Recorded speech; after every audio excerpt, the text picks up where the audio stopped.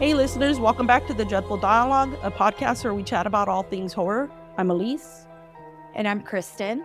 Our guest today is known for directing the award-winning film Malibu Crush, but today we're talking to him about his time playing the character Tepes in the 2025 psychological horror film Texas Nightmare. Please welcome to the podcast the man behind the menace, James Pratt. Thank you for having me. Yay! Thanks for being with us. Man, oh man. So Texas Nightmare. So listeners, if you don't know, you can currently find it online. It's definitely available for VOD. But I think before we even get into any questions, Kristen, why don't you hit us with a synopsis? Sure. The story follows Angela Dubois, played by Sadie Katz, a successful novelist struggling with writer's block and the pressure of a looming deadline. To find focus, she retreats to a remote home deep in Texas.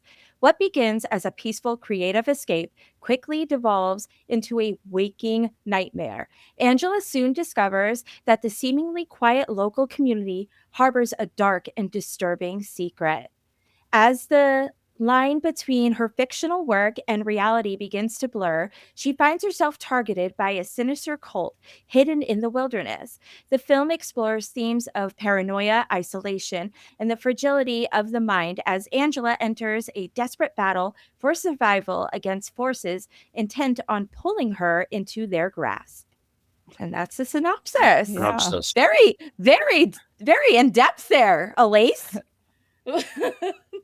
I love I it. had times.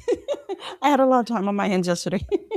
Yeah, I love it. So James, are you actually a fan of the horror genre?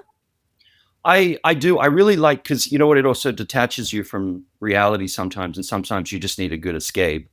Probably the best way to sort of sum up, I'd done a movie called On Halloween, horror film, which was kind of like me stepping in the water as an actor in like a proper horror feature film.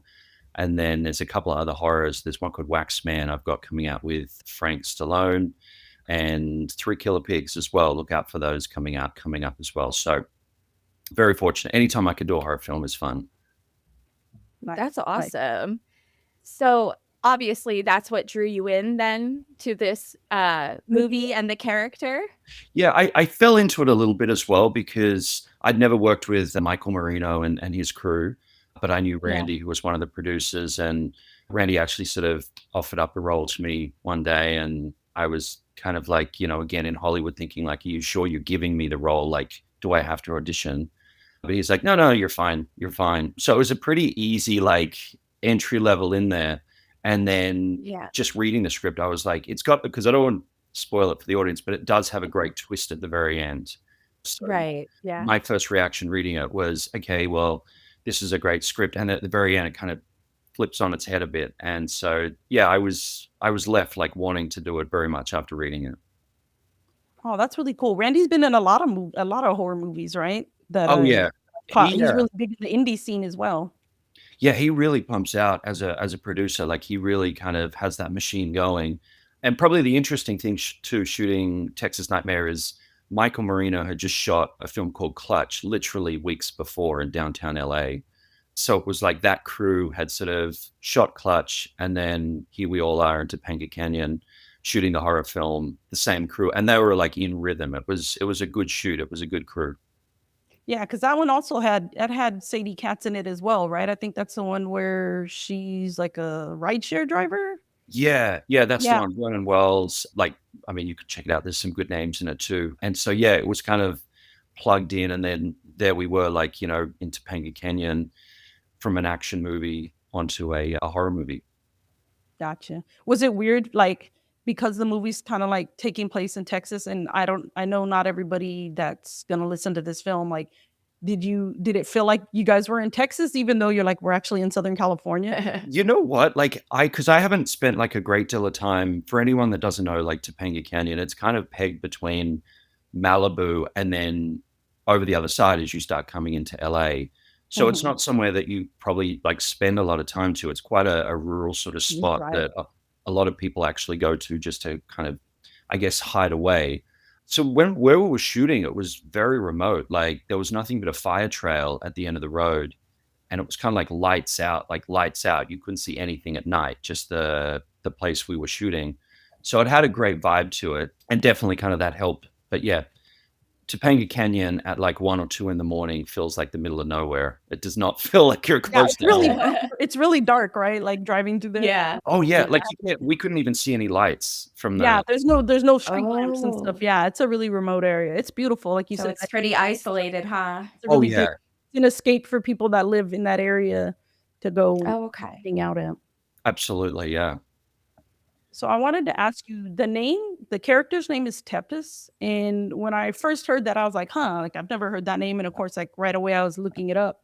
And based on my research, it's historically associated with Vlad the Impaler. Was that something that, do you know if that was done intentionally? And if so, did that influence your character? That's a really good piece of it. So I would probably have to confirm with Michael. I think Michael, who wrote the script and directed it, Yeah. he had more of a set idea of what Tepes' role in the film, like how he slots in with Sadie's character. I will have to ask him. I assumed Michael. That's great research. I assumed Michael had just come up with a great character name. Oh, really? I mean, I Very- found it on Google, so I mean, it could be wrong. You know, we always joke we're not 100% fact based. We try to do Yeah. our research, but No, you great know, if we stuff. don't nail something, it is what it is. We don't claim to be experts. No, Right, no, right, great job. exactly. But right away, like me and my husband Paul, who's our producer, like we were like, huh? And he goes, "That's an interesting name." And I'm like, "Is that Latino?" Like, I mean, I'm Mexican American. I'm like, I don't know. And I'm like, I'm googling stuff, and I'm like, it says Vlad the Impaler, and I'm like, huh? And then it gave me vibes. Like while I was watching the movie, I'm like, wait a minute, is this a zombie? Is this a vampire? Like because I tried to go in very blind. I had done the press release, and then I was like, okay, I'm not gonna. I like to just watch a trailer once and then watch a movie so I can enjoy it. So then, like, I'm like, is Sadie like or Angela? I guess Sadie Cat's playing her. I'm like, is she like a Jonathan Harker character? It's like is she from Bram Stoker's Dracula, where she's reading the letter from Dracula, and the character's name is like Vlad the Impaler. I'm like, is he like Dracula? Is she going to his not his castle but a house? So yeah, that was where my mind went immediately when I heard the character's name from the letter, and then started reading. So, I should have come to you when I was researching for the role. I should have come to you to get that. next time bring it to me. I'll do your research. Yeah. Yeah, That's great your research. lady right I'm a there. nerd. I like to. I teach history, so I really get into that kind of stuff. So I go down Yeah. rabbit holes all the time. Nailed it. That's amazing. Speaking of performing, so this movie really blurs a line between surrealism and reality. So was that difficult for you to like get into character? Did you lean more into the surrealism It's a good question. versus the reality? Yeah. It's a good question because I remember when I first chatted with Michael Marino, the director, and the way he likes to direct. He's a great director because he gives you a lot of freedom. Like he's like, James, I'm not going to micromanage you. I'm going to tell you all the pieces and you can put it together. Which I thought when, like, with your question, it's a lot easier then to feel like you've got a bit of freedom to actually play Yeah. the character and be a little bit more, I guess you could say, like bolder in the choices. And obviously Michael can always hone you back. But I thought that was probably the best way I approached it, where you've got that creative freedom. If it's going in the wrong direction, he'll let me know. So it could blend into a little bit of both. And also I just not to harp on it, but the setting also did lend to kind of painting the picture a bit, meaning we were in like an isolated cabin shooting at 1 a.m. with candles, for example, in some of the scenes I've got with Sadie, and there's a sword and things like that. So it did also feel like it was a little more real just to perform in. It wasn't like we were on a sound stage and they were going to CGI the whole thing. Right. That's gotta be That's super cool. Yeah, I mean, that's got to be refreshing as an actor to have that much like leeway, I guess, to kind of go with it as you feel, and then they'll step in as only if they think they need to. Yeah, it doesn't always happen, that's for sure. Yeah. Right. That's awesome. I'm really glad you were able to just feel it, just do what you felt was right. Yeah. That's really cool. Yeah, Tepes is a bit of a monster inside, as you Yeah. said in the intro. Yes. He's The not like a progression. dream bachelor date. No. Yeah, he's definitely got some progression through like comes off like charming initially. Yeah. You're like, wait a minute. And He's got- that's also what added to me thinking like, is he a vampire? Because like his Yes. vocabulary that he used was like old timey. I don't know if that's the right term I'm looking yeah. for. Like it was from a different era. And Like, yeah, he came off like chivalrous almost. So then I was like, he ain't a nice guy no more. Right, Or- right. They did a slow roll on us with the way his character progressed. Yeah, Yeah, and definitely. he's quite manipulative too, because you saw like he's got like, for example, the first encounter, it's like he's trying to get Sadie's character Angela to drink, and then you see the frustration of her not drinking, but it's not like a polite drink, like have some wine because it's a very expensive bottle of wine. It's more like he's got a sinister plot behind that, and so you're seeing the manipulation from the very start, which I think was, well, yeah, it's a fun character to play, but just not in real life. Yeah. Right, yeah. No, let's not be that guy. Yeah. No. Were you influenced by any other like actors or characters or horror characters with Tepes? With playing Not Tepes? particularly, because I think I didn't want to kind of stereotypical. I think I watched what was the Tom Cruise movie, Interview with a Vampire. Yeah. And that was probably the closest to just getting that feel of like, because it was shot obviously like at night in a kind of, let's say, more spooky environment. That film had a lot of good night shots and good moody sort of character scenes to really just get a little bit of a feel and the sort of the tone. But most of it was just coming off the instructions on the page and yeah, just listening to Michael and his vision. So it was fun. That's cool. Yeah. So this film is described as like a slow burn and paranoia. Like you're just like, what's going to happen? What's going to happen? So what do you think is the most unsettling, quiet moment of the movie? Uh-oh, is that too deep? No, that's a really good. I think the quiet moment's tricky because I know there's some moments with Sadie where it's just her come in, like, and I think you have the audience racing like, oh, what was that person banging on the door? John Castro saying you've got to leave, and then it's kind of just left with Sadie. I think the most chilling moment was when we shot the ending with Sadie, and I don't want to explain to the audience in case they watch, but the final sort of scene that was just one take, and I remember her performance. It was like we were in like another room, and we just heard the scream, and everyone was kind of like, wow, like we're not even in there. And that was quite haunting. That was quite chilling. And it was like, yeah, that just needed one take, but not even being in the room, like, just hearing it, that was quite chilling from the set itself. It was a good performance. Yeah, she did great throughout. I'm a big fan of her. She's come on the podcast before. So seeing her in this role, I mean, it was interesting because she's by herself so much. And then the whole time I'm like, red flags, don't drink the drink from Randy, don't drink the drink from James. I'm like, what are you doing? No. Yeah. It was, I was going to say, there is just a sort of segue also just on the Sadie's performance. And obviously she's come off Clutch as well, only less than a couple of weeks before.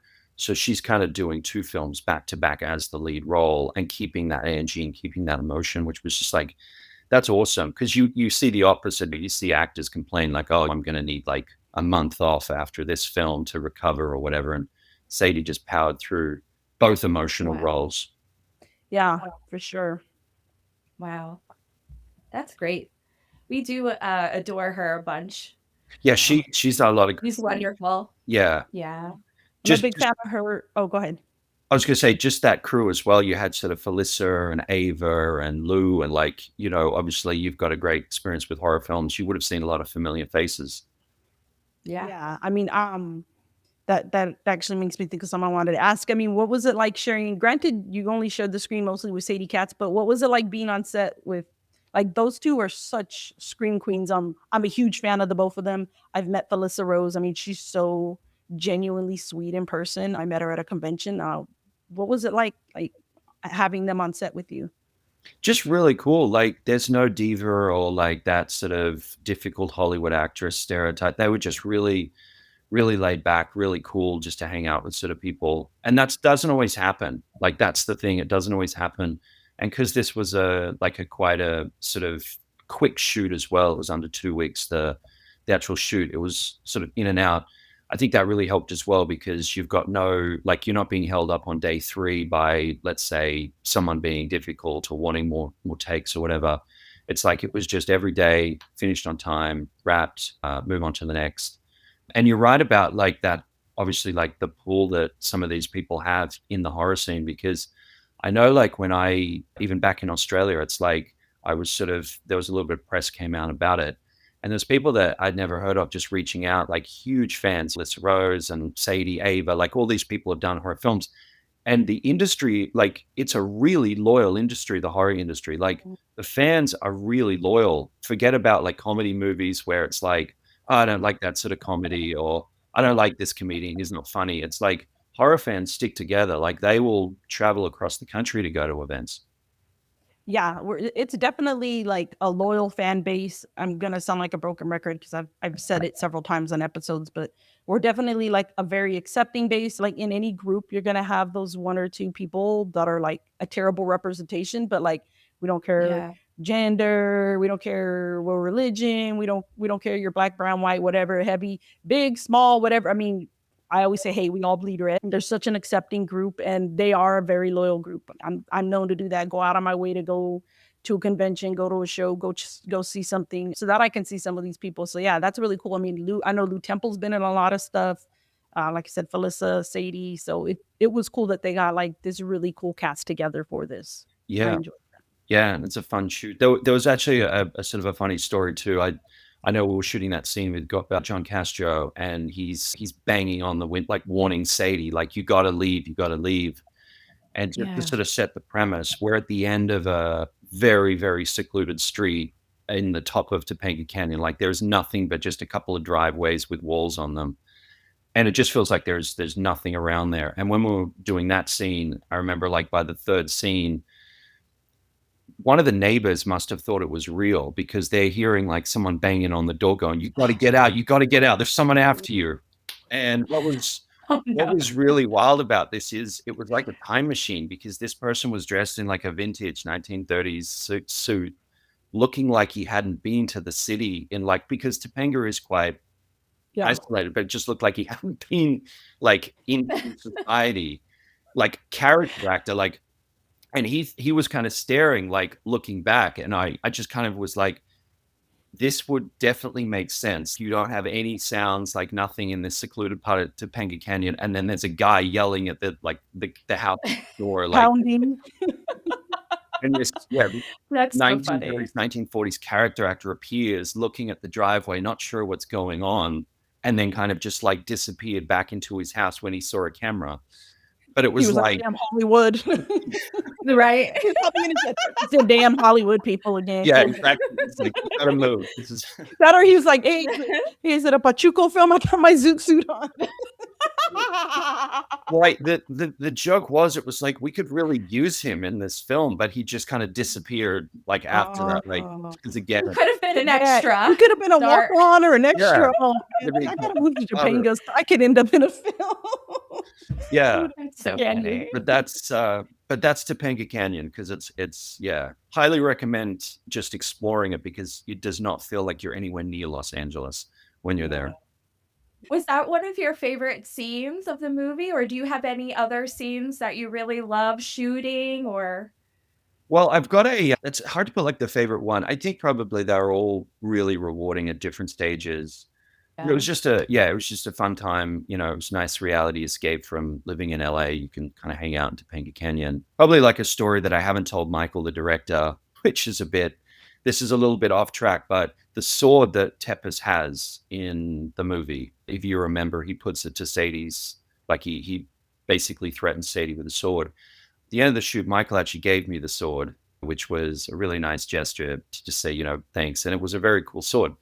The problem is I was actually about 6 months later, I was going back to Australia for a holiday.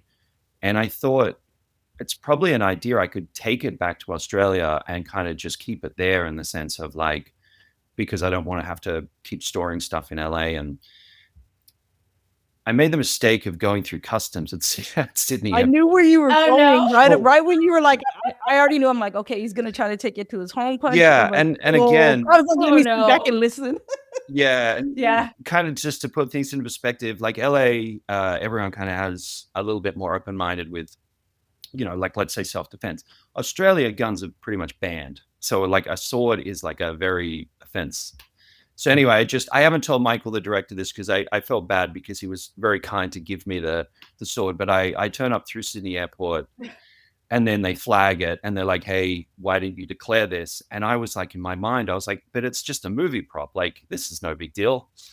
Then I Right. just remember I got taken to this side part of the airport, and the customs guy, he pulls the sword out of the thing, and I'm now looking at someone holding it, and You're I'm like, like, oh, yeah, that does look very much like it. This looks and Right. there was a little bit of back and forth where I tried my case. I was like, oh, it's a movie prop, it's no big deal. And the guy's like, well, let me show you the trailer to my film on my phone. Right. because I had like a picture on set, like to try and lend some sort of credibility. And they were like having no, they were like, this is a serious offense, you realize. And they showed me this kind of, they said like this big is kind of not like the minimum. And then it kind of, Right. the one that like the sword I have is like, it's kind of like 40 centimeters or something. And it's like, that was like 5 times over the size that would be legal. And I pleaded, and then it basically was not a fun experience for about 20 minutes, and then they let me go through. But it was just, yeah, the sword in the film, unfortunately, it got taken away by the Australian government. The Oh, Australian government now man. has a piece of the movie. Yeah, Wow. exactly. Yeah. How And dare. And there's nothing you somebody, can do to contest. I knew it. Like, I don't like if people aren't watching us, you should go on YouTube and like watch. Like the whole time, I'm like, oh no, I'm like, I it's know. like We're watching like a horror movie. cringing. You're like, I'm like, oh. I already knew. I'm like, and he's gonna tell us he doesn't have it right. anymore, and he just confessed it on our podcast. Wow. Sorry, Michael Marino. Yeah. So I feel very bad, because if Michael ever says, I Oh hope you like the man. sword, I loved it. But unfortunately, the Australian government took it away. So, but yeah. Oh, man. Oh man. That's a bummer. Yeah. And then it's like you leave it with something. You're like, what would I have done with it? Leave it with my friend. Like, hey, hold on to my sword. I don't know. It's just, yeah, that's an awkward thing. That You is have- awkward, right? Yeah. Yeah. Do you have any other fun stories from the set? I mean, it was a really good set to be on. Like, it was kind of, everyone was kind of just doing their own thing. I think probably one story that stands out is I remember the first day we were shooting, the first sort of scenes that they were shooting was actually Randy, who plays the driver at the beginning, who does that very creepy laugh. He's driving Sadie to the property. And I just remember I was at, let's say, base camp, like the main house, and the crew went down to PCH and was shooting on the PCH, Pacific Coast Highway. And I remember they came back up, and I remember Michael, the director, was like, Randy decided to do it in Chinese. It's great. I love it. The script's been changed, like, as in, like, it's like just on the spot. And it was kind of, I think it was just the start of showing how the film had a little bit of creative freedom. But that was something that kind of changed a bit, because yeah, that opening scene was also one of the first. But it was just, yeah, it was fun. I mean, Sadie was really cool because she was kind of driving past where I live in LA. So we sort of carpooled quite a bit. And then Sadie and I actually went on to do another movie, 3 Killer Pigs, not long after. So it was a nice start to the working relationship, again, to hang out a little bit and also work. That's really great. So How do you say Randy's last name? Because I see his credits all the time, but I'm like, is it Chirac? I don't know how to pronounce it. Do you? perfect. Yeah, Chirac. Yeah. Yeah. Okay, all right, I Oh, always get it okay. wrong, and I'm always like, with names, it's so hard. Like, I Yeah. have an uncommon spelling, and I have an odd. Like, my name's not odd; it's just not the like common spelling. So I get called the wrong name a lot. So I'm always worried when we say actors' names on here. I'm like, I'm sorry. I don't know how big our podcast is if they're listening, but I don't mean to sit your name wrong. So now I have been saying it right anytime I've ever brought him up. Okay, it's good to know. Yay. Yeah, you've done a good job. Yeah. That's amazing. Well, since you had a lot of like creative liberties within the film, were you able to improvise any lines or any like actions in the scenes? I don't not a great deal of improvisation. It was more just sticking to and I think what you see in the edit, like if anyone watches the film, there was a lot more dialogue. Okay. Just in the edit, it's been sort of trimmed down to speed up, because essentially the film has the main protagonist, like Sadie's character, which has got to work its way through the different characters to get to that place at the end. So with Tepes, I mean, he kind of comes in, he has a job to do within the overall arc of the script. He's got to set the tone. He's got to, like, several different things as you watch it before the big twist at the end.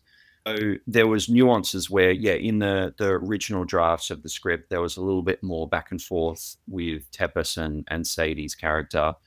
But it's kind of been chopped down a little bit. So yeah, to answer your question, we sort of stuck to the script, but if you're watching let's say or reading the original script versus the sort of the current edit, it's a little bit more quicker, like getting in there and getting out, which I agree with Michael. Like it makes Tepes' character a bit more memorable.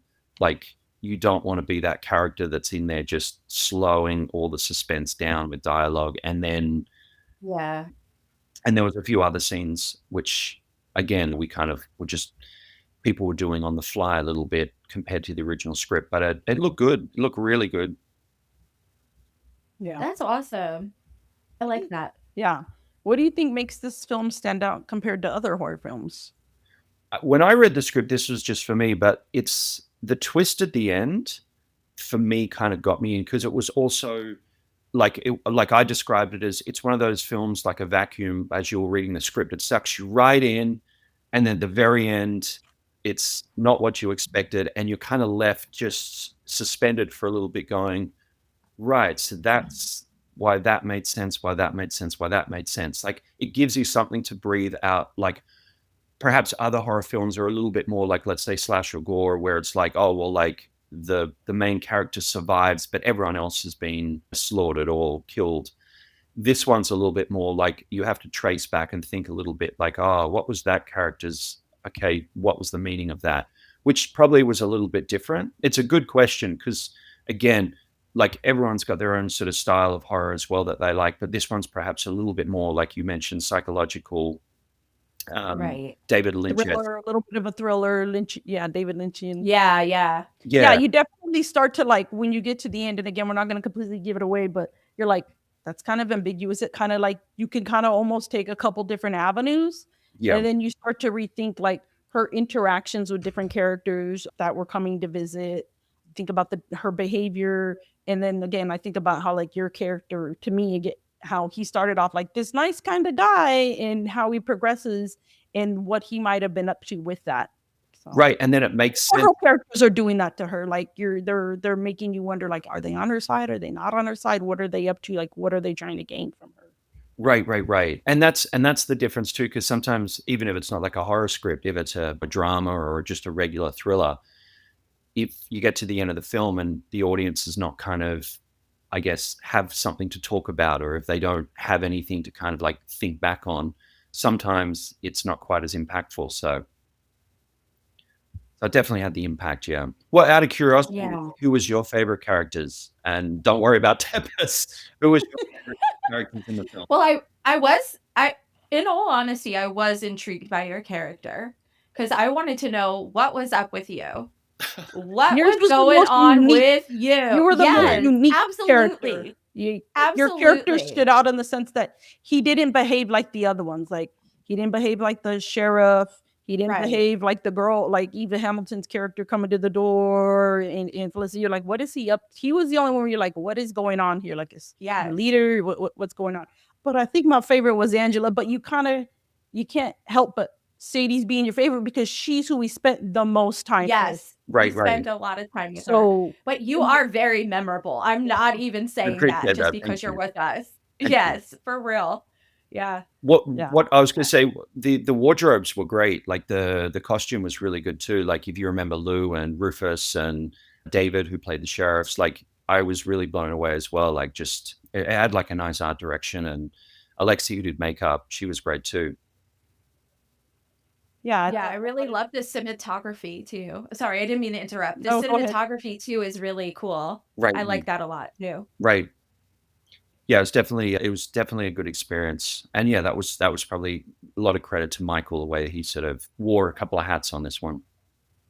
Yeah, that tends to be a thing in indie films. And whenever I talk to actors, it's like a lot of wearing your different hats. And I think that it makes it like, man, I mean, I give it to people who work on films that are indie, because it's like you really have to work with what you have. And sometimes people have to step in and like, okay, you know what, we need to get this done, so I'm gonna have to just take this job on, or let's go in this direction because this is gonna work with our film. And I like that. I think that's why I'm such a fan of indie films, and especially indie horror. Yeah, definitely. Yeah. Well, that's kind of like the catalyst, isn't it? Like when you meet someone in Hollywood and it's like one person's looking for $15 million for their first feature film, and then you meet someone else and they're looking for like $50,000 to shoot their first horror film. And it's like one is a bit like flying first class. If you give someone 15 million, they can hire a team. And the $50,000 one is like, yeah, I'm probably assuming the director's probably going to also cut it. And he's probably also going to have to be like a producer and call in favor. Right. So there's two different types of filmmakers from that side. Yeah. Did you run into that? Because I know you did the film Malibu Crush, and you won a couple of awards for that one, right? Like I think on the Indie Film Festival. Yeah. That, if anyone's kind of wondering, Malibu Well, Crush. it's not horror, but Yeah. It's like Yeah. opposite. It's like Dumb and Yeah. Dumber goes to Australia, literally. Like, so the story behind Malibu Crush was it was COVID, and they were sort of sending Australians back to from the US. Like, you know, everyone kind of, if you're Canadian, you went back home during that time because of the shutdown. Right. So I kind of found myself stuck in Australia and not much to do, and was like, I'm just maybe just shoot a feature film, and kind of wore every single hat possible. But yeah, to describe it, it's basically Dumb and Dumber come to Australia, even dumber, and ruin someone's wedding, and like just do really stupid stuff. But to answer your question, yeah, so it did well. Like it kind of won, I think, about 30 awards, and got a deal with Wow. Redbox and distributed on lots of places and things. So I was really lucky. But yeah, definitely not a horror film. Maybe working on it during COVID, because we had the restrictions, was the horror film. Yeah. Right. Oh, definitely. Yeah. Well, if you were to direct your own horror film, would you stay in this like psychological genre, or do you want to venture out to maybe like slasher, supernatural, anything like that? So I was reading this book about some hikers that went missing in Panama, which it's, when I say it's a book, it's not kind of based on a true story. It's a book that someone put out there with what they think happened. It's fascinating, and it's very much a thriller because the audience has to make up their mind at the end what happens. So that's something I'm sort of leaning into exploring at the moment, because that's a sort of horror where you have that thriller psychological side to it, but you're also a little bit like the Texas Nightmare. At the end of the movie, people can sort of come back and sort of make up their own mind. But yeah, there's some really good horror films coming at the moment too. What, out of curiosity, this is really left of field, but what would both you guys think of Black Phone? The second one just came out at the cinema. I haven't seen the second one. Have you, Chris? I've seen Same. the first one, but I No, haven't seen not the yet. second one. Because So I can't speak on the second one. I can only speak on the first one. the reason I asked that, just because I do, like, I keep a track of the box office, what's making money, what's not, and it's sort of, you see the highs and lows, but it's, yeah, horror films consistently, there's these big ticket ones coming out that just 50 million, 100 million, 200 million, like Right. they're really strong regardless of what the market is, like in any sort of stage. So I haven't seen it either, but I really like the first one. That's why I was sort of curious to see. Yeah, I don't know. Like I said, I liked the first one. It was entertaining. I wouldn't put it like as Yeah. my top horror films, but I liked it. But I think we're kind of like, Same. I want to say since like maybe 2023, I feel like horror films is like, there's such a renaissance. We've had so many good movies coming out.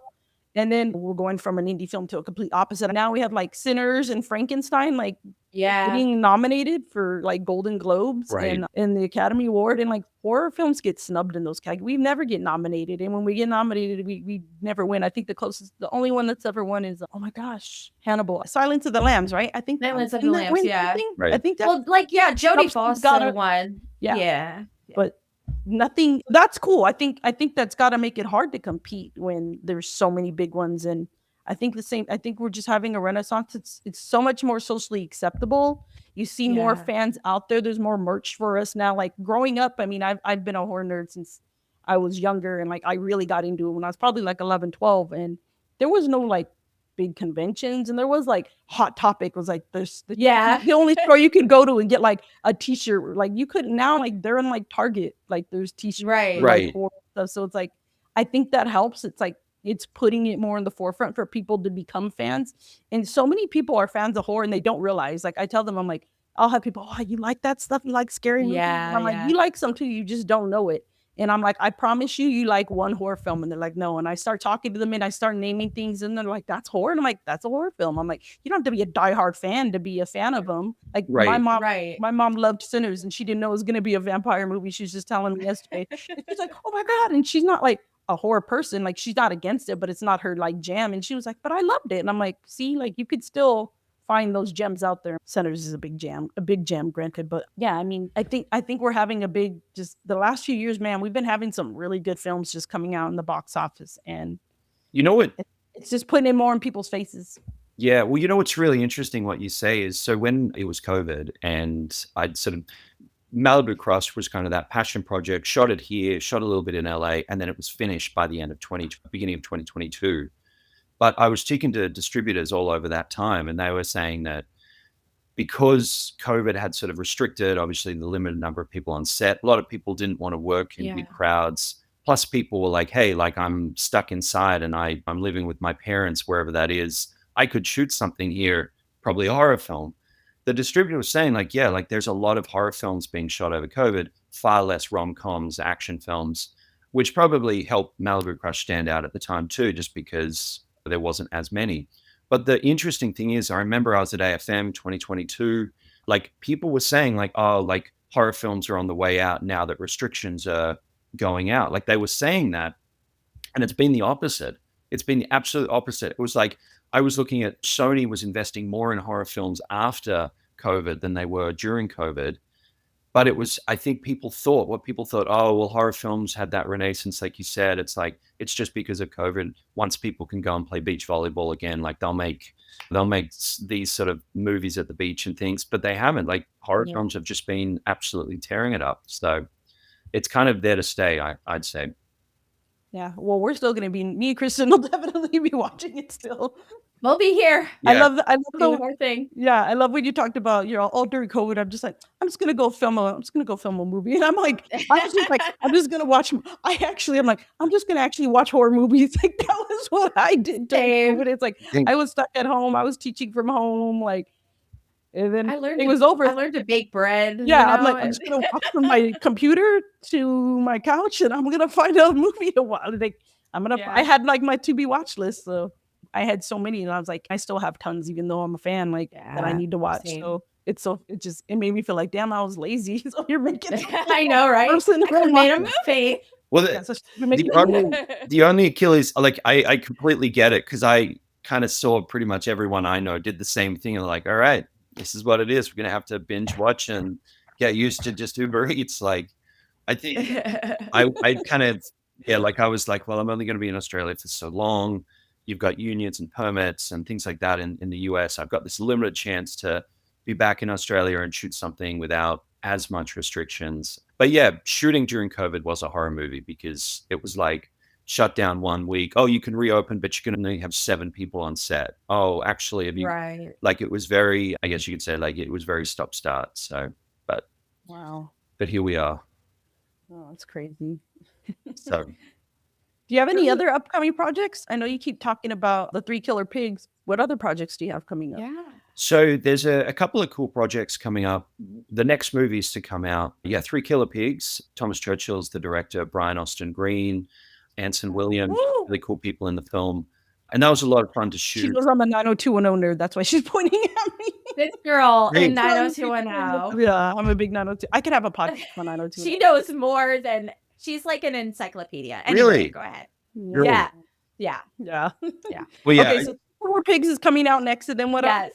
3 Killer Pigs. What else? Which I think you both will really enjoy. I think you both really enjoy that. It's got a great twist as well, but it's different to Texas Nightmare. It's a little bit more of a sort of a thriller action as well. It's not. Oh, okay. It's not such a sort of a contained burn. Waxman, Frank Stallone, Carlo Mendes, Shah Jackson, John Abrams from Scary Movie.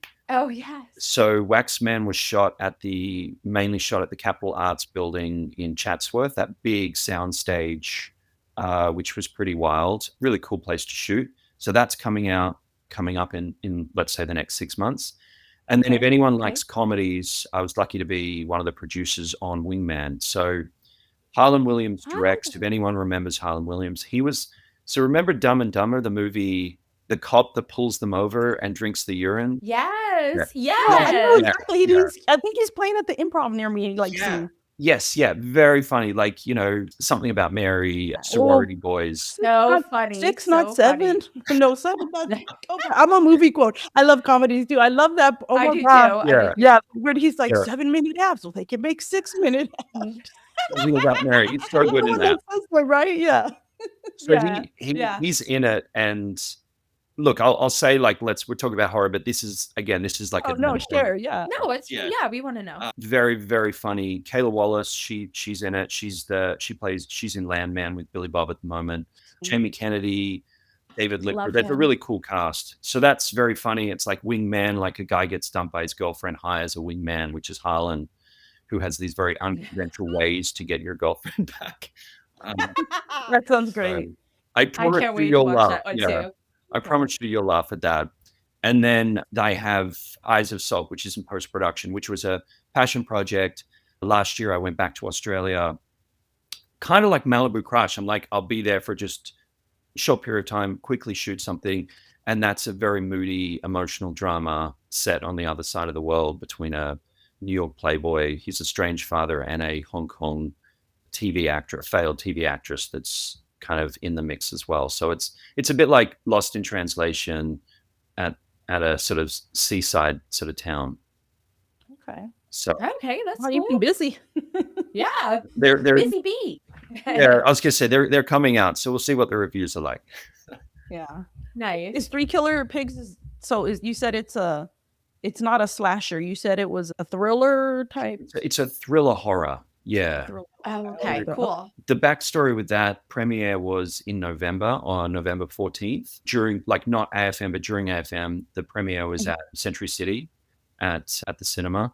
That went really well. And now it's just look out for some announcements coming up with that one. And that I was going to say, I actually have scenes with Sadie in that. So it was kind of like, playing a Things back together. Yes. just in a different format, not trying to kill her with a sword. Back together. Yeah. That is somewhere in Australia. I was just about to say that the government Which owns is sword. which someone at Sydney Airport has claimed for themselves and has hold on to that. Somebody gave it to their kid. Their son's like, "Look, I got a cool sword, Dad." Yeah. Look at this silly person thought he could bring a sword through custom. Good for us. Yeah. Aw. Oh man, that's crazy. Oh, that's a bummer. But, Yeah. but yeah, it's looking forward to this year. Cool. Well, where can listeners find you? Like for social media? Probably the best one would be Instagram. It's just James_Pratt 7, like the number 7. Same thing on Twitter, James Pratt Official, LinkedIn, James Pratt Official, YouTube, just any of those, and on IMDb, or hit me a message if I can help with anything. Cool. Amazing. Yeah. This was so much fun. Thank you so much Yeah. for being with us. Oh, I really appreciate it as well. Thank you so much as well. And like I said before, like, thank you so much for watching Texas Nightmare and coming on the ride as well. Of Yeah, course. of course. Yeah. Yeah, listeners, check it out. And it's on VOD right now. You can find it you can rent it, you can buy it, check it out. But with that said, thank you again, James. We're so happy that you decided to join us today. We really appreciate it. And we hope our dialogue was not too dreadful for you. It's great. It's great. Yeah. Well, with that, thank you to the listeners. You can find us on Instagram at Dreadful Dialogue Podcast. Our website is dreadfuldialogue.com. With that, have a good one and keep it dreadful.